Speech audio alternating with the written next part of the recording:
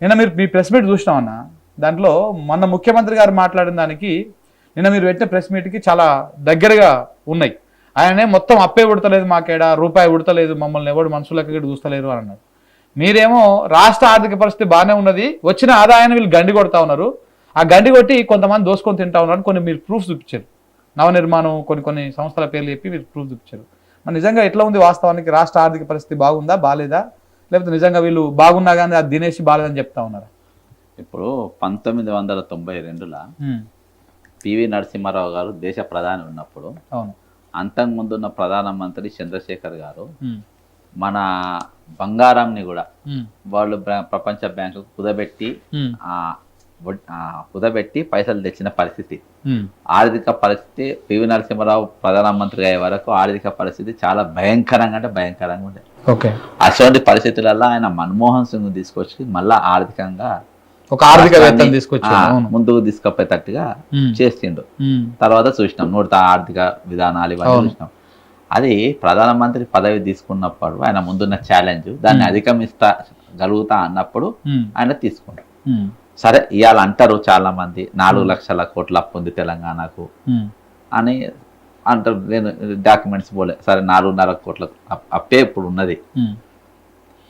ఇప్పుడు పక్క రాష్ట్రానికి సెక్రటరీ లేదు, పక్క రాష్ట్రానికి ఏది లేదు, అయినా కానీ ఈరోజు ఆయన నా అంత ఇది లేదని చెప్తాను. ఇలా రాష్ట్రానికి వీక్ చేయడానికి, రాష్ట్ర పరపతి వీక్ చేయడానికి, హైదరాబాద్ అంటే ప్రపంచం మొత్తం తెలుసు హైదరాబాద్ అంటే. అసలు దీన్ని వీక్ చేయడానికి ఇది తెలంగాణకు దక్కింది. వీక్ చేయాలని చెప్పేసి ఫస్ట్ తెలంగాణకు హైదరాబాద్ పైన 144 సెక్షన్ పెట్టారు నవంబర్లో. అక్టోబర్ టు నవంబర్ దాదాపు నిన్న ఈ విషయాన్ని కూడా మీరు ప్రస్తావించారు. 1 మంత్ వరకు 144 సెక్షన్ పెట్టేసి హైదరాబాద్ వీక్ మళ్ళా ఇది ఎక్కడ కూడా పేపర్లో కానీ పబ్లిక్ డొమైన్ లేడ పెట్టలే 144 సెక్షన్ ఉందని. ఒట్టి డాక్యుమెంట్ తీసిండు. ఇది నీ గూగుల్లో చూసినా ఏడ చూసినా కనబడుతుంది. 2 ముఖ్యమంత్రుల దగ్గర డాక్యుమెంట్ ఉంటుంది. అలా 144 సెక్షన్లో అలా పెట్టుబడులు పెట్టడానికి లేదు, అక్కడ అంత ఆగమైపోయిందని చెప్పారు. నెంబర్ 1. రెండవది, ముఖ్యమంత్రి గారు దావోస్ పోయినప్పుడు 1,79,000 కోట్ల రూపాయలు నేను తెలంగాణ తీసుకొచ్చిన అని ఆయనే సన్మానం చేయించుకున్నాడు. ఆయన పైసలే పెట్టే ఆయన ఎవరెవరికైతే పోస్ట్ ఇచ్చిందో వాళ్ళతో పోస్టర్లు వేయించుకొని ఎయిర్పోర్ట్కి వెళ్ళి పెద్ద సన్మానం తెచ్చారు. ఆ రోజు కూడా చెప్పి నేను ముఖం చూసి ఎవరు రూపాయి ఇయ్యరు అని చెప్పి. దాని తర్వాత జపాన్ పోయిండు. దాని తర్వాత మోసీ ప్రక్షాళన కోసం అని చెప్పేసి ఒక టీంను సౌత్ కొరియా పంపిండు. నేను చెప్పేదాల్చుకుంది ఏంటంటే వీళ్ళకు సబ్జెక్ట్ లేదు. నెంబర్ 1, వీళ్ళ ముఖం చూసి ఎవరు రూపాయి ఇయ్యరు. నేను ఆ రోజు కూడా చెప్పిన, ఈయన ముఖం చూసి ఎవరు రూపాయి ఇయ్యరు. ఎందుకంటే నువ్వు 1,00,00,000 కోట్ల రూపాయలు పెట్టుబడి తీసుకోవాలంటే నీ డీటెయిల్డ్ ప్రాజెక్ట్ రిపోర్ట్ ఏది? తెలంగాణ నువ్వు నీది ఏది చూసి వాళ్ళు 1,79,000 కోట్ల రూపాయలు ఇచ్చిండు.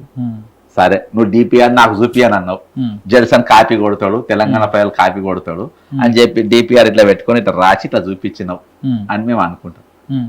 చూపించినప్పుడు వాడు ఎంఓయూ ఇస్తారు కదా, మెమరాండం ఆఫ్ అండర్స్టాండింగ్.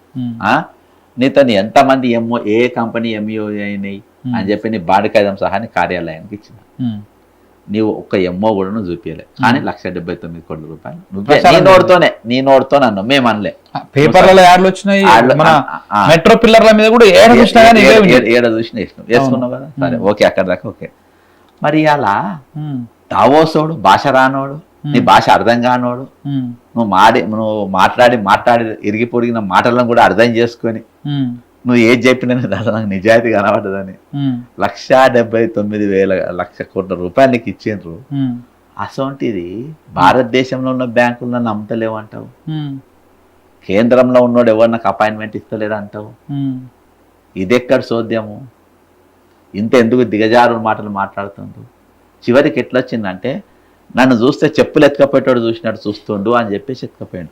అంటే ఆయన అనుకున్నట్టు కాదు, ఇది రేవంత్ రెడ్డిని అంటే నేను పట్టించుకున్నట్టు కాదు.